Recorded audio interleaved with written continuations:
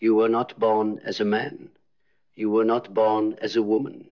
You were born as consciousness in conflict, a soul entering a battlefield that wears a human face. And from your first breath, you were split told who you are and who you must never be. Told which parts to show and which parts to bury. Told how to dress, how to speak, how to feel, how to hide. You didn't learn to become a man. You were trained to perform masculinity. You didn't grow into a woman.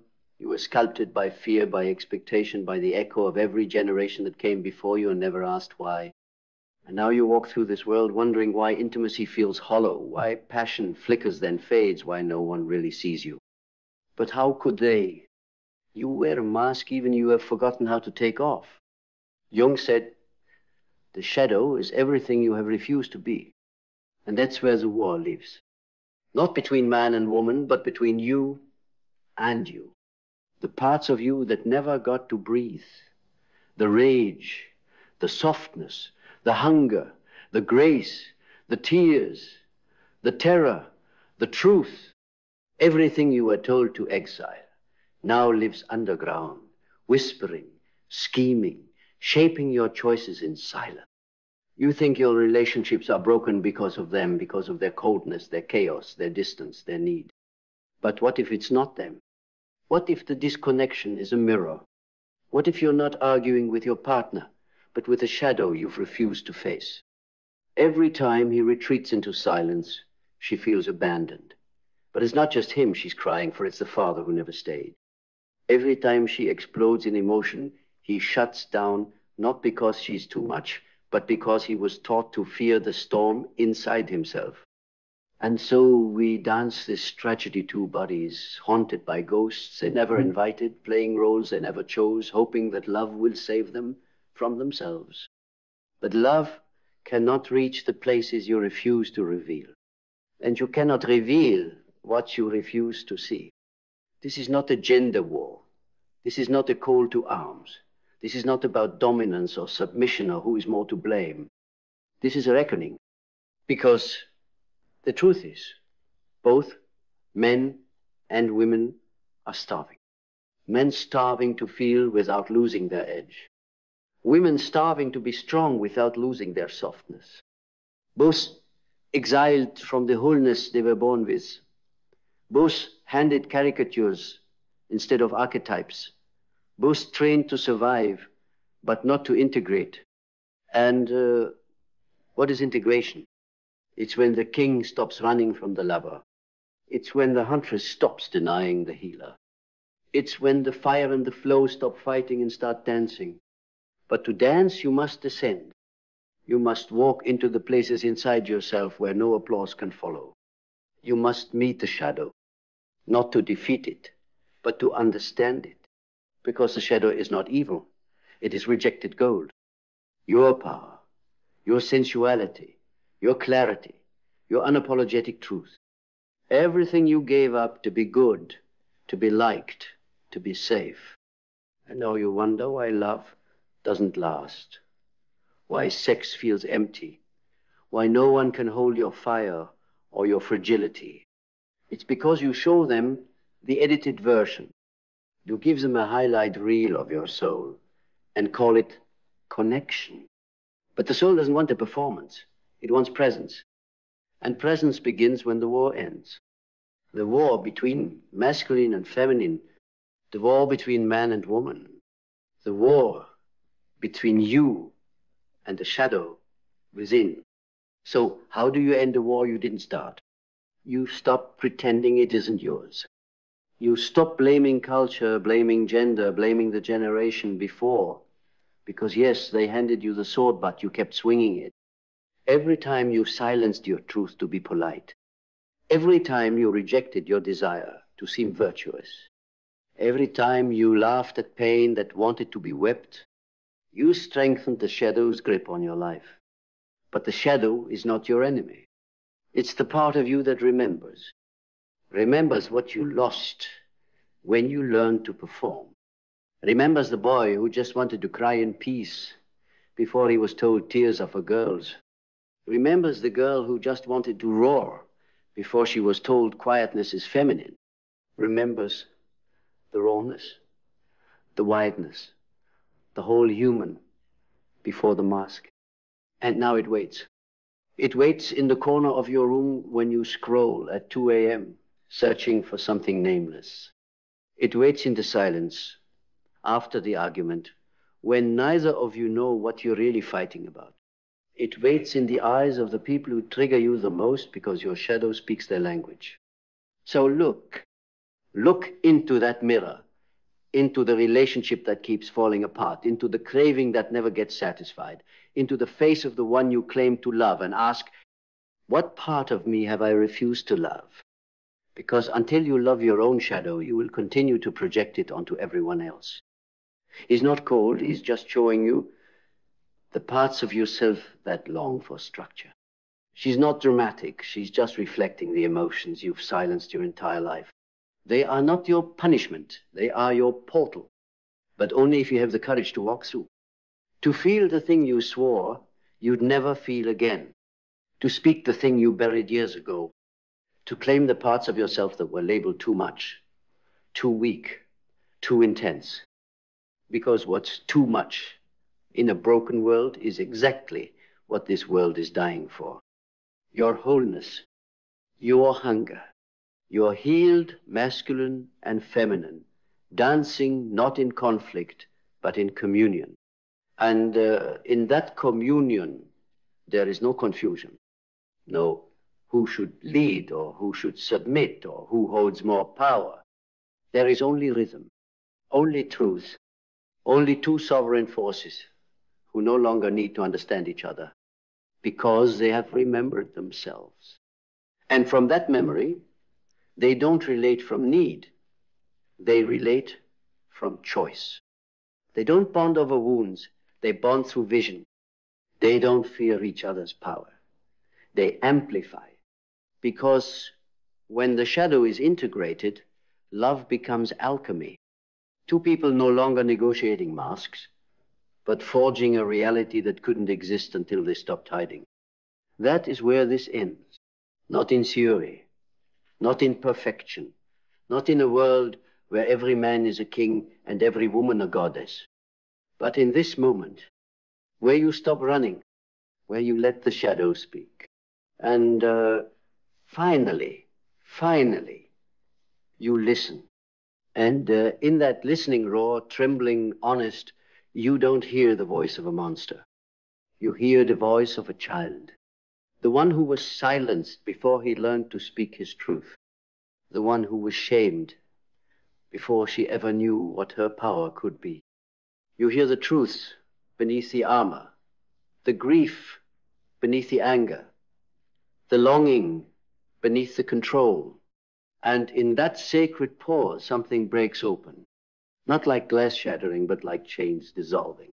Because when you finally stop running from your own shadow, you realize it wasn't chasing you to destroy you.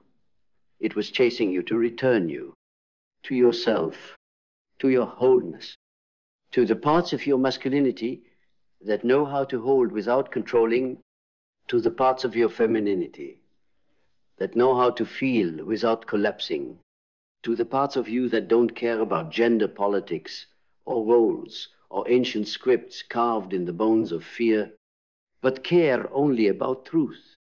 And in that truth, everything softens. Men stop pretending they have it all figured out. Women stop pretending they need to carry everything. And in that mutual release, we meet not as concepts, not as expectations, but as souls. No more proving, no more performing, just presence. Because once you've integrated your own inner war, you stop projecting it onto everyone else. You stop needing to dominate her to feel powerful. You stop needing to test him to feel secure. You stop needing love to save you because you've already returned home. And what is left after the shadow is embraced? Vision, clarity, a new kind of love rooted not in fantasy but in fire. A love that sees the darkness and doesn't flinch. A love that doesn't need to fix or rescue or possess. A love that witnesses, and witnessing is the purest power of all. So If you want to transform your relationships, don't start with them. Start with a voice inside you that still feels unworthy to be seen. Start with the silence you use to avoid your own chaos. Start with the truth that's been burning in your chest for years but never had a place to land. Because once you speak it, once you own it, you are no longer ruled by it. You are no longer reacting from the pain of the boy or girl who was never understood. You are responding from the soul of a man or woman who now understands themselves. And from that place, no relationship can stay the same. Because you are no longer the same. You've crossed a threshold that cannot be uncrossed. The veil is torn. The illusions are dead. The script is ashes. And all that remains is you unfiltered, unmasked, unmistakably whole. You no longer crave the roles they gave you. You crave realness, a love that bleeds, that breathes, that breaks and reforms and breaks again, not to destroy, but to refine. Because when you are no longer afraid of your own shadow, you no longer fear the shadow in another. You meet the rage with reverence. You meet the grief with stillness. You meet the fire with your own spine intact. This is what it means to relate from soul, not surface. Not from what can I get, but what truth can I bring? Not how do I keep them, but how do I meet them without abandoning myself? Not how do I become what they want, but how do I become so fully me that I magnetize only what mirrors my depth? This is not love as we've been sold. This is initiation. Through the mirror of the other, you awaken the parts of yourself you tried to kill. And through the mirror of yourself, you learn how to hold the other not as an idea, but as a world. Because every man is a mythology. Every woman is a galaxy. You will never understand them through logic.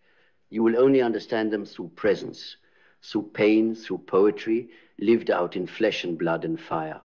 And once you do, once you stop reaching for control and start surrendering to truth, the war doesn't just end. It transforms. It becomes art. Your wounds become scripture. Your scars become architecture. And your love becomes legacy, not a performance of roles, but the ceremony of remembrance. This is the sacred task of our time. To stop blaming each other, to stop fearing the reflection, to stop clinging to what's safe, and instead step into what's real. Because we don't need better dating advice. We need deeper integration. We don't need more labels. We need more wholeness. And wholeness begins when you stop asking, what is wrong with them? And start asking, what truth in me have I betrayed to feel accepted by a world that fears the light of the shadow? That is where your power lives. That is where love begins. And that is where the dance between man, woman, and the fire that forges them both finally becomes holy.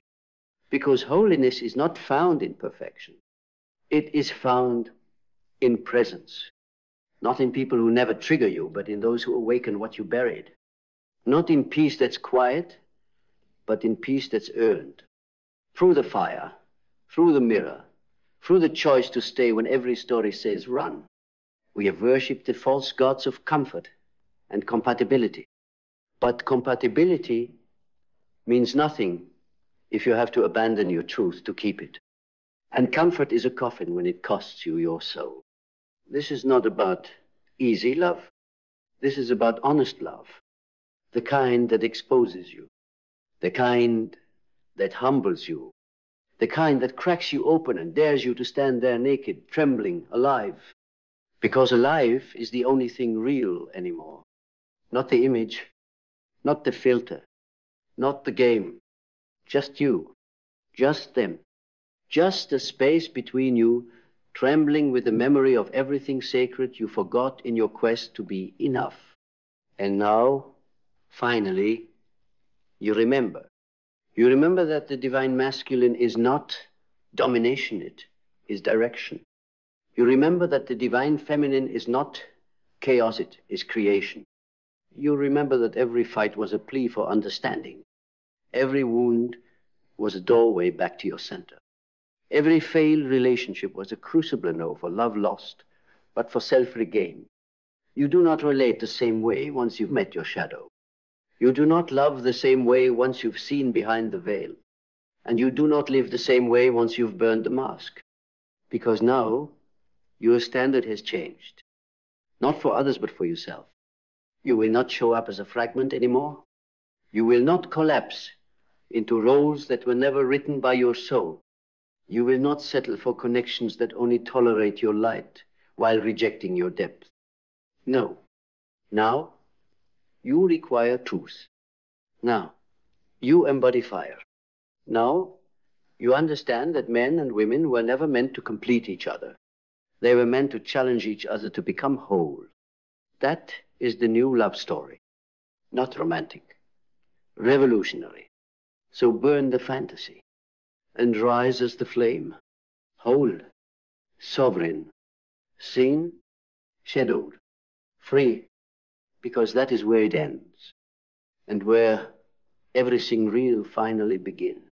In the quiet after the storm, where no applause follows only truth. Where the man no longer hides behind strength that was never his, and the woman no longer shrinks into softness that was never asked of her. Where both stand stripped of archetype, naked in essence, and the war between them becomes the womb of a new world. A world where vulnerability is no longer weakness, but wisdom. Where strength is no longer brute, but boundaried. Where love is no longer something you earn, but something you embody. This is the soul's uprising, the great return to the masculine that protects, not to possess, but to preserve. To the feminine that nurtures, not to please, but to provoke what's sleeping. To the integrated human alive, alert, unapologetic. And when this human walks into a room, everything shifts. Because this presence speaks what words cannot. It speaks of fire that no longer burns from repression, but burns with purpose. It speaks of softness that does not submit, but awakens. It speaks of a gaze that does not seek to take, but to witness. This is the new language, beyond genders, beyond roles, beyond shame, a language of depth, of clarity, of wild, sacred being. And the moment you choose it, the moment you live it, your life becomes a beacon. Not for those who want you, but for those who can meet you. And those who cannot, they will fall away not because they are wrong, but because they are not yet ready to stop playing pretend. Let them go, because you are not here to perform love. You are here to live it, unfiltered, uncompromising, unshadowed. And if one day someone looks into your eyes and says, I see your rage, your wounds, your fire, your longing, and your truth, and I still choose to stay, you will know you never needed to be understood by the world. You only ever needed to be fully seen by yourself. And once you've done that, you will never again settle for anything less than holy, even if it costs you everything false you once called home. Because anything built on pretending is not a home, it is a prison with pretty curtains. And you were never meant to live behind bars of politeness, shame, or survival. You were meant to live on fire. To speak like your words can cut through illusion. To move like your body remembers it was carved from both earth and thunder. To love like your heart was never broken, but broken open. This is the life that calls you now. A life beyond scripts, beyond gender wars, beyond half-lived truths and fear-drenched longing. A life where every breath is sacred, where every connection is a mirror, where every goodbye is an initiation, not a failure. And every union is a return to the holy duality that lives in all of us. The man who knows how to kneel not from weakness, but from devotion. The woman who knows how to roar, not from rage, but from remembrance. Together, not to fix each other, but to forge each other, to burn off the false, to strip down to soul, to stare at the shadow, not as a curse, but as the keeper of truth. So let the old world collapse. Let the fake dynamics crumble. Let the half-hearted love stories turn to ash. You were not born for comfort. You were born to initiate the world back to wholeness. And wholeness begins when one man says, I will no longer hide my pain. When one woman says, I will no longer apologize for my power. When one soul says, I will no longer reject the parts of me that make others uncomfortable. Because from that place, a different kind of future is built. Not from control, not from fear, not from performance, but from the unshakable knowing that what is most feared in you is what is most needed by the world. So show it, speak it, live it, not just for love, not just for them, but for you. Because this life, this raw, holy, shadow-born life was always yours. You just had to remember. And now you have, so walk naked in truth, unshakable in presence, relentless in embodiment, and become the living answer to the war between man and woman by ending the war inside yourself forever. And as you walk scorched by truth, lit from within, untamed by the expectations of a world addicted to masks, you will begin to notice the silence inside you is no longer empty. It's holy. The space that once screamed to be filled with approval, with attention, with distraction, now pulses with presence. There is no longer a need to prove, no longer a need to win, to conquer, to seduce, to be chosen, because you are no longer waiting at the door of someone else's love. You are standing inside your own cathedral, built not from perfection, but from wholeness. The wholeness of rage that no longer destroys, but directs. The wholeness of grief that no longer drowns, but deepens. The wholeness of desire that no longer seeks to escape, but to express. And when you live like this, something strange happens. You stop attracting people who reflect your wounds. You start attracting people who amplify your truth. You stop tolerating half-heartedness. You stop explaining your fire to those who fear heat. You begin to walk into rooms like a mirror, not because you seek attention, but because your presence forces others to see where they have forgotten themselves. This is what love becomes now. Not romance, not fairy tale, but revelation. Each person you meet is either a reminder of your embodiment, a test of it, and you no longer fear either. You meet the tests with grace. You meet the mirrors with reverence. And when someone says, I love you, you don't ask why. You ask, do you see all of me? And if they do, you stay. And if they don't, you bless them and keep walking, because your soul is no longer for sale. You've met your shadow. You've kissed its forehead. You've braided it into your spine. And now you stand, man or woman, as something this world cannot tame. A human who has become holy fire. Not perfect, not pure, but whole. And it is in that wholeness that you finally become free. And when you've walked through it all, through the hunger to be loved, through the hell of expectation, through the roles you never chose, you will stand there, silent, naked, whole. No more excuses, no more masks, no more war between you and you. Only presence. A presence that is wholly strong like steel, soft like water. A human being no longer split between man and woman, thought and feeling, myth and instinct. A human being who has made peace with their own soul. And in that peace, love can finally bloom. Not love to complete, not love to escape, but love that awakens You no longer need to understand the opposite sex.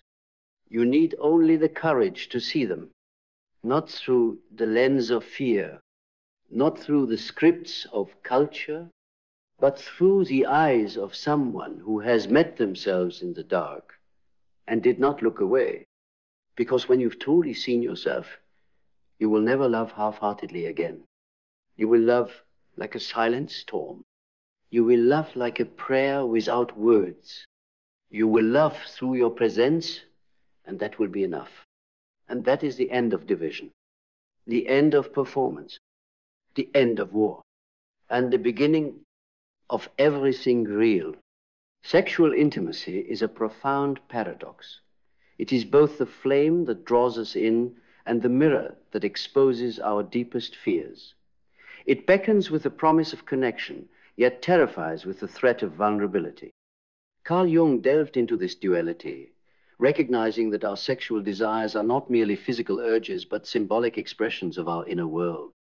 He saw sexuality as a manifestation of the psyche's drive toward wholeness, a dance between the conscious and the unconscious, the known and the unknown. In the realm of intimacy, we confront our shadows, the parts of ourselves we've repressed or denied. The fear of being truly seen, of exposing our authentic selves, can be overwhelming. Yet, it's through this exposure that genuine connection is forged. Jung believed that embracing our sexual nature requires acknowledging these hidden aspects of ourselves. By integrating the shadow, we move toward individuation, the process of becoming whole. Thus, the terror and attraction of sexual intimacy are two sides of the same coin. To fear it is to fear ourselves. To embrace it is to embrace our full humanity. In understanding this, we find that sexual intimacy is not just a physical act, but a profound psychological journey, a path to self-discovery and unity. It's not the body we fear, it's what the body reveals. Because the moment skin meets skin in honesty, all armor dissolves. And beneath that armor lies the truth we've spent a lifetime trying to hide, our hunger to be seen, our terror of being known, our ache to be held without needing to perform. This is why sex, real sex, soul-deep intimacy, is not for the faint of heart. It's not about pleasure alone. It's about exposure, about unveiling the parts of ourselves that the world taught us to mask. We've been conditioned to believe that sexuality is something dirty, something to control. But what if it's the opposite? What if it's sacred, not in spite of its intensity, but because of it? Carl Jung saw the sexual drive not merely as biological instinct, but as symbolic fire. A fire that, if repressed, turns toxic. But if integrated, becomes transformative. It is not the act of sex that shapes us. It is what the act awakens in us. Fear, longing, shame, hope, the shadow and the light, all rising to the surface, naked and raw. And that's the point. That's the gift. Because in no other act are we so physically exposed and yet so spiritually confronted. We think we fear rejection. But what we really fear is intimacy, because intimacy demands truth. And most of us have never practiced truth in the presence of another. Only performance, only projection, only the polished self we've spent years curating. But the body doesn't lie. And when two bodies meet in honesty, they tell stories no words ever could. They speak in trembles, in breath, in the surrender of guarded glances and the shaking hands of trust. That's what attracts us, not the physicality, but the possibility to be met, not as an idea, but as we are. And yet, that same possibility terrifies us. Because what if we are seen and not loved? What if we are touched and still feel alone? What if we give ourselves and are left hollow. These fears are not weaknesses. They are echoes, echoes of past betrayals, echoes of inherited shame, echoes of a world that taught us to hide what is most human. But here's the paradox. The very thing we fear, vulnerability, is the only thing that can set us free. Not by erasing the fear, but by walking through it. By saying, here I am, without pretense, without performance, with all my wounds, all my hunger, all my light. Can you meet me here? Not just with your body, but with your soul. This is the deeper invitation of sexual intimacy. Not escape, not conquest, but communion. A sacred meeting of two people willing to face not just each other, but themselves, because that's the real edge, isn't it? Not the edge of thrill or novelty, but the razor-thin line between who we pretend to be and who we are when all masks fall. Sex, in its rawest form, is not about domination or technique. It's about revelation. It is where the unconscious becomes conscious, where every hidden insecurity, every buried wound, every untold story rises, not to shame you, but to be seen. And if you dare to stay present, if you resist the urge to numb, to rush, to hide, you will witness something holy. Your partner is not your mirror. They are your portal. A portal through which you meet the unlived dimensions of your own soul. And that's why it terrifies us. Because most people don't want to see that far. They don't want to look into another's eyes and see their own loneliness reflected back. They don't want to feel the trembling truth of their own need. They don't want to admit that behind the desire for sex is a deeper, unspoken plea. Please see me, please stay, please hold me, even when I can't hold myself. But what we fear most is also what we crave most. We want depth, not just sensation. We want connection, not just contact. We want to be witnessed, not just watched. And yet, we were never taught how to offer that, because no one taught us how to offer it to ourselves. That's where the real work begins. The work of meeting your own body, not as a machine, but as a temple. The work of reclaiming your desire, not as a shameful impulse, but as sacred intelligence. The work of holding your own ache so that when you are touched, you don't collapse into the void, but rise in presence. This is not the easy path. It's the path of integration, of shadow and light, of power and tenderness, of boundaries and surrender. Because true intimacy is not soft. It's fierce. It doesn't ask you to feel safe. It asks you to be honest. And when two people meet in that place, not to consume, not to escape, but to reveal something ancient happens, the body becomes scripture. The breath becomes prayer. The moment becomes sacred. And the love that rises is not romantic. It's revolutionary. Not because it changes the other, but because it changes you. You don't just become more whole.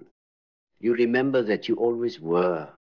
And when you remember, truly remember, that you were always whole, the entire script of intimacy begins to shift.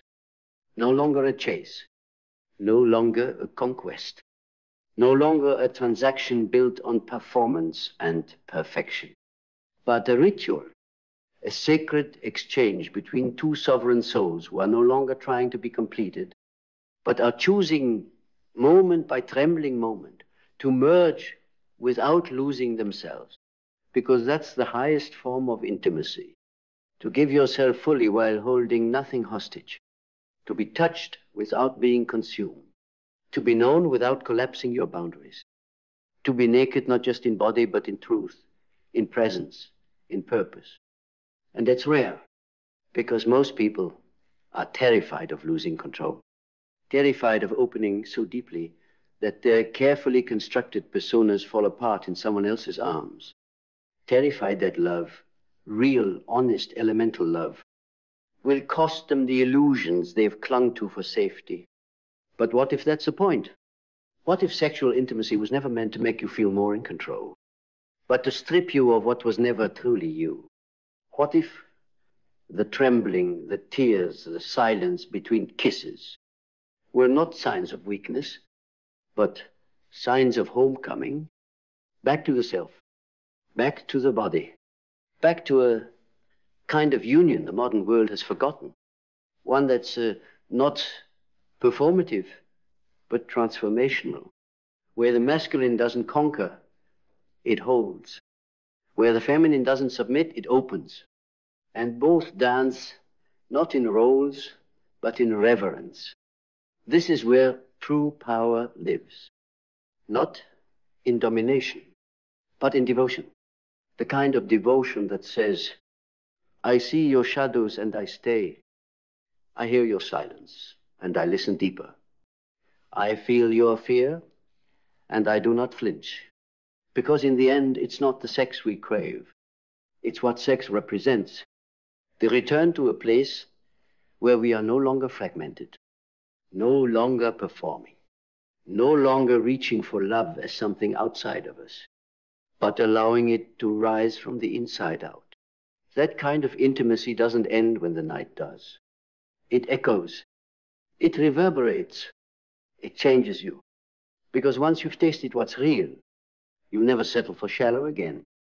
You'll walk differently, speak differently, touch differently. Because now, you know, sex is not a game. It is a gateway. And when you walk through it with presence and truth, you don't just meet another, you meet yourself. And that meeting, that sacred intersection of soul and skin, of shadow and surrender, it leaves a mark deeper than memory. It initiates, not in the way culture teaches us to chase, not in the way films frame climax or conquest, but in the quiet way the earth shifts when the roots of two trees intertwine underground, unseen. Something within you alters permanently, because this isn't just about pleasure. It's about presence, the kind that cracks open timelines, the kind that dissolves all the identities you built just to feel worthy. When you make love from your essence, not your ego, you don't just share space with another person. You collapse into the infinite. You remember that you are made of stardust, bone, water, fire, and so is the one holding you. You remember that divinity doesn't live in temples alone. It lives in the arch of a back, in the gasp of surrender, in the stillness, after release, when nothing else exists but truth. And yet, we run from this because it's too much, too real, too intimate. We weren't taught how to stay. We were taught how to perform, to urge, to moan, to please, but not to be with, not to be with our shame, not to be with our longing, not to be with the unbearable joy of being held without condition. So we numb, we scroll, we flirt through filters and fuck through fear because it's safer than being seen. But every time we choose safety over soul, we shrink. We trade magic for mediocrity. We trade sacred heat for mechanical motion. We lose ourselves for a momentary illusion of connection and wonder why we feel more alone after sex than we did before it. Because what you're craving isn't orgasm, it's origin. It's the place where your being meets another's and says, here I am, all of me. No masks, no roles, no retreat. Can you hold that? Can you honor that? Because if you can, if you dare, you will never again confuse sex with closeness. attention with affection, lust with love. You will know the difference in your bones, in your breath, in your blood. And that knowing will change the way you move through the world.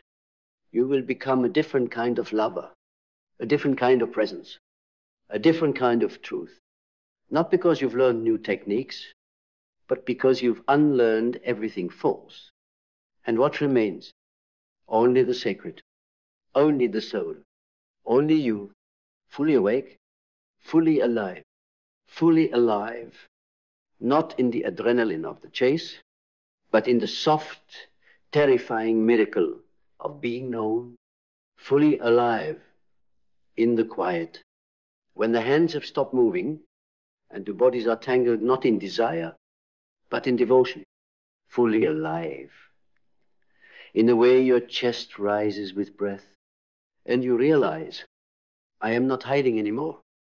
This is what sexual intimacy is meant to do. Not just arouse, but awaken, to bring you back to the wildness you exiled to be accepted. To remind you that your longing is not a weakness, it is your map. That your desire is not shameful, it is divine direction. You were never meant to reduce your sexuality to biology. It is not just survival. It is not just function. It is revelation. The part of you that craves touch, that trembles in presence, that opens in trust, is a part of you most alive. But aliveness comes with risk. You may be misunderstood. You may be rejected. You may be left, even after giving everything. But you will know. You will know that you showed up. You will know that you didn't perform. You presented. You didn't seduce. You surrendered. And there is a power in that, a sacred, feral, uncompromising power that no validation can replace. You won't need to be chosen. You will have chosen yourself to be here, to be bare, to be broken and burning, and still saying, this is me, and I am worthy of love, not because I earned it, but because I exist. From this place, intimacy ceases to be something you seek. It becomes something you radiate. People will feel it in your presence, that you are not desperate, not hungry to be filled, not aching to be fixed. You are whole. You are sovereign. You are sacred. And from that wholeness, your love becomes medicine, not just for your partner, but for the world. Because a world built on performance is healed by presence. A culture addicted to spectacle is transformed by soul. And the body that has been taught to fear itself finds liberation in one trembling, tender, truth-soaked moment of being held. Not for what it can do, not for what it can provide, but for what it is. Holy, human, home. Home not in a place, but in a presence. Not in perfection, but in permission. To be messy, to be vulnerable, to be seen in the full spectrum of your humanness, and still be met with reverence. That is the alchemy of real sexual intimacy. It does not sanitize. It sanctifies. It takes the raw clay of your being, your fears, your stories, your longings, and shapes them into communion, not just with another, but with the parts of yourself you once thought were unlovable. You see, intimacy doesn't start in the bedroom. It starts in the body. It starts in how you hold yourself when no one else is watching. It starts in the silence, in the choice to stay with your ache rather than numb it, in the courage to touch your own skin like it matters, like you matter, because how you meet yourself is how you will meet another. And when that meeting is rooted not in strategy, but in soul, something shifts. Sex is no longer a place to escape loneliness. It becomes a practice of ending it in one gaze, in one breath, in one honest moment of trembling surrender. You realize you were never unworthy. You were never too much. You were simply waiting for a space sacred enough to hold you. And now that you've created that space within yourself, within your truth, you become the invitation, not for everyone, not for those still asleep in their performance, but for those who are ready, ready to meet, ready to reveal, ready to burn in the furnace of mutual seeing and rise from it as something more. Not lovers who consume each other, but souls who resurrect each other. This is the revolution, not louder sex, but truer sex, not bodies colliding in absence, but spirits colliding in presence, where every touch is an echo of reverence, where every breath is a prayer, where every climax is not a finish, but a beginning, a re-entry into yourself, a rebirth through union, a reminder that love, true love, does not shrink you, does not break you, does not perform for you. It meets you right where you are, naked, shaking, sacred, and says, I'm not here to fix you. I'm here to see you. I'm not here to fix you. I'm here to see you. And in that seeing, on the world, as you knew it, the one built on performance and pretending collapses. Because once you are truly seen, not for your mask, not for your desirability, but for your essence, you can never go back to anything less. You can't unknow that kind of love. You can't unfeel that kind of presence. You can't return to surface level touch after being held in your depths. And this is why sexual intimacy, real intimacy, terrifies and attracts us in equal measure. Because it does not just expose the body, it exposes the soul. And to be seen on that level requires death.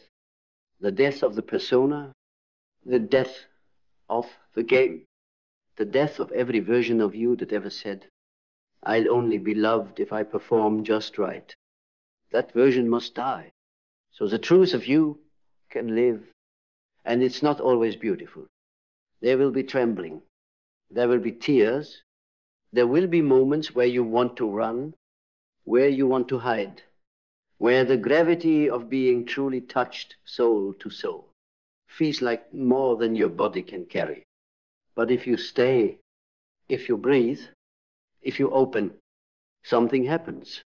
A rebirth, not just of desire, but of identity. You are no longer a fragmented being seeking completion. You are no longer an actor in someone else's fantasy. You become whole in yourself, and in that wholeness, you become capable of sacred union, because you are no longer making love to feel enough. You are making love from enoughness. You are not using your body to ask for love. You are offering it as an extension of the love you've already cultivated within. And when two people meet from that place, not of need, but of abundance, they don't just make love. They become it. They become the poem, the altar, the sanctuary, the medicine. Not because they are perfect, but because they are present, together, all in, nowhere to hide, nothing left to prove, everything to feel. And in that holy collapse, there is nothing left but truth. Two souls holding the storm, breathing the silence, bearing witness to each other's divinity, and knowing this is what we were made for. This is what we were made for.